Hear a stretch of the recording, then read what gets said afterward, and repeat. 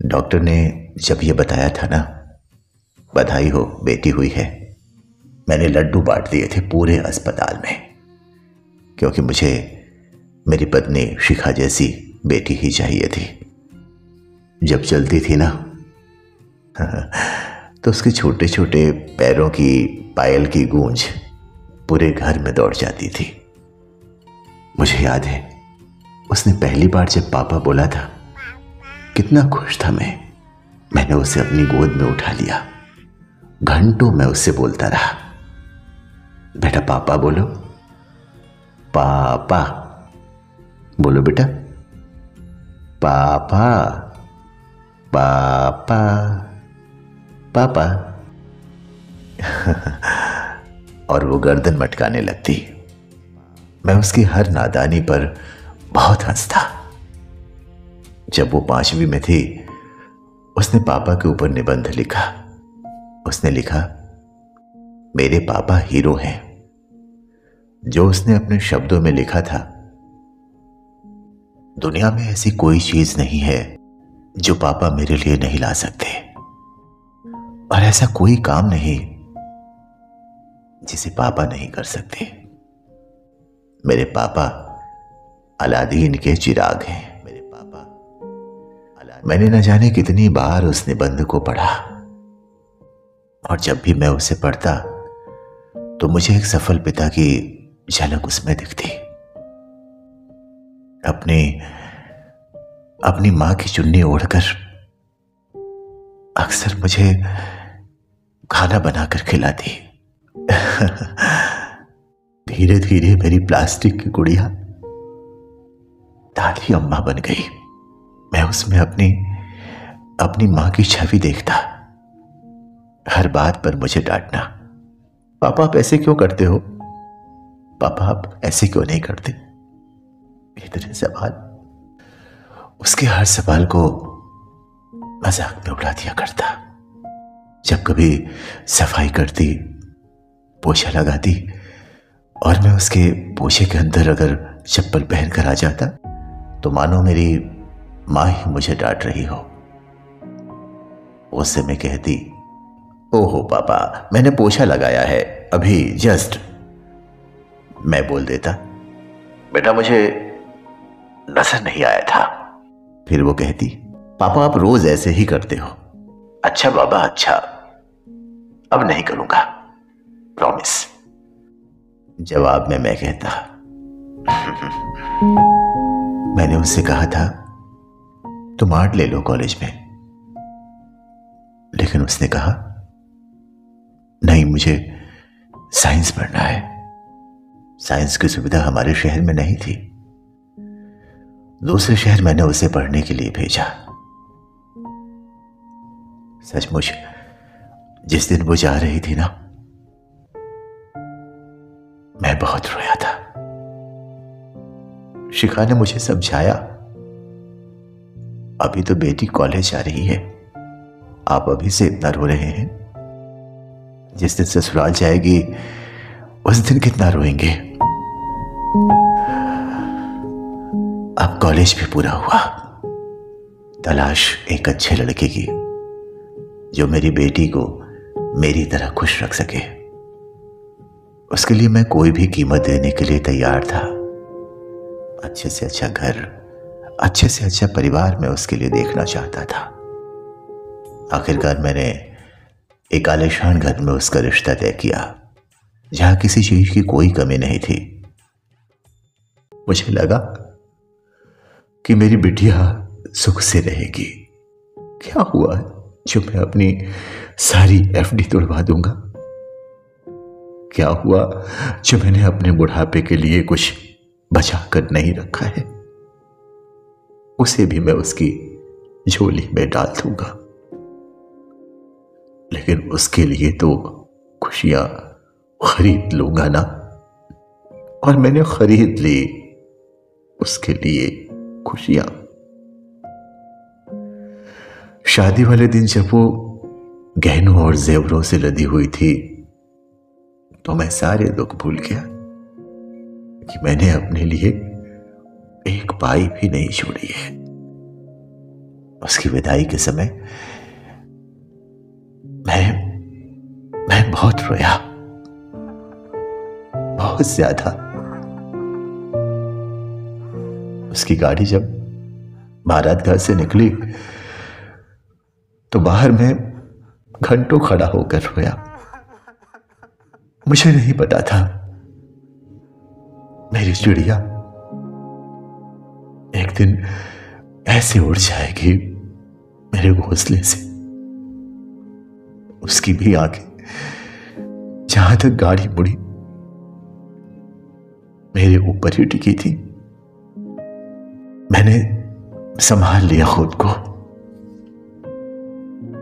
आखिर यही तो नियम है, बेटी को एक दिन अपने घर जाना ही है। उसके जाने के बाद भी उसको भूलना नामुमकिन था। जब भी चप्पल पहनकर अंदर आता ना तो मुझे गुड़िया याद आती। जब भी अपनी प्रेस के कपड़े ढूंढता तो मुझे गुड़िया याद आती। जब भी एक कप चाय पीने का मन होता तो मुझे गुड़िया याद आती। जब भी शिखा मुझे डांटती तो मुझे गुड़िया याद आती। कैसे मैं हंसकर कह दिया करता था, देखो गुड़िया, तुम्हारी मम्मी मुझे डांट रही है। जब भी मैं कुछ भारी सामान बाजार से लेकर आता तो मुझे गुड़िया ही याद आती। कैसे वो गेट पर आते ही मेरा सामान मेरे हाथ से ले लिया करती थी। जब भी बाजार में रखे हुए अंगूर देखता तो मुझे गुड़िया याद आती, क्योंकि उसे अंगूर बहुत पसंद थे। फिर अपने आप को समझाता, पागल हो गया है क्या रामेश्वर? तूने अपने जीवन भर की कमाई क्या इसलिए खर्च की है कि तेरी बेटी अंगूर के लिए तरसे? अरे उसे किस बात की कमी? हर मौके पर मुझे उसकी याद आती। शायद वो भी मुझे इतना ही याद करती होगी। हाँ, पर दिखाती नहीं है। जब घर आती तो मैं छुपकर उसे संतुष्टि से 5-10 मिनट पहले देखता था। उसका चेहरा पड़ता, वो खुश तो है ना? उसकी मुस्कुराहट में जैसे मैं उसकी यादों को भुला देना चाहता था, पर न जाने क्यों उसे देखकर लगता है बहुत कमजोर हो गई है। कई बार मैंने उससे पूछा अपने पास प्यार से बिठाकर, बेटा कुछ कमजोर लग रही हो। तो उसने बनावटी हंसी हंसते हुए कहा, पापा ये तो फैशन है, जो जितना पतला होगा उतना ही ज्यादा सुंदर दिखेगा। सच्ची पापा। और कमजोर और उदास और गंभीर वो दिन पर दिन होती चली गई। और फैशन का मुखौटा पहनकर कितनी आसानी से उसने मुझे पागल बना दिया। मैं कैसे नहीं देख पाया उसके दर्द को, मैं कैसे नहीं देख पाया उसकी तकलीफ को। आज मेरी गुड़िया मेरे सामने वाले कमरे में जिंदगी और मौत के बीच जूझ रही है। उसने अपने बाप से पैसा मांगने की बजाय खुद को फांसी लगाना ज्यादा बेहतर समझा। यहां तक कि अपने करीबी दोस्तों को भी मना कर दिया कि उसके पापा तक ये बात न पहुंचे कि वो ससुराल में कैसे रहती है। क्यों नहीं आई वो मेरे पास? क्यों नहीं आई वो जो हर चीज के लिए मेरे पास आती थी? उसने क्यों नहीं कहा पापा मुझे इस नर्क से निकाल लो, मुझे इस नर्क से निकाल लो। मैं उसे कभी नहीं रहने देता वहां, चाहे मैं खुद बिक जाता, पर मैं उसे वहां से निकाल लेता,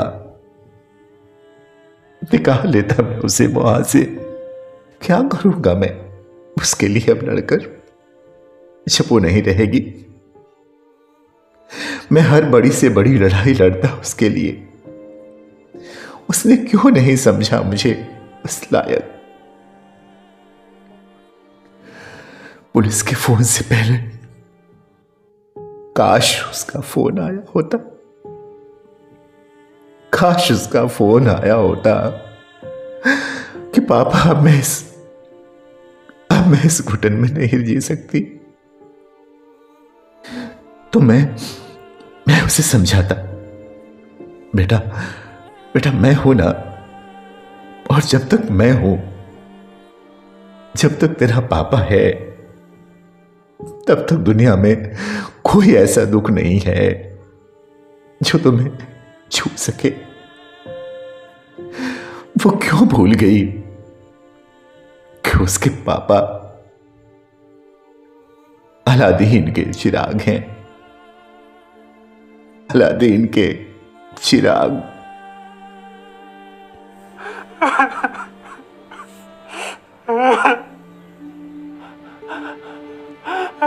ha!